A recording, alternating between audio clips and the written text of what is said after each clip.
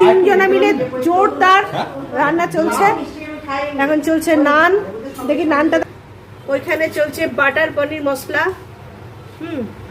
নান বেলছেন, মেখেছেও ময়দাটা মেখেছেও আমার ছোট পুত্র সুপুত্র। হ্যাঁ, রান্না করছে, আর ওইদিকে গল্প চলছে জোরদার। হ্যাঁ, আর আমার দুই মাসি এসেছে আমার ছেলের বাড়ি।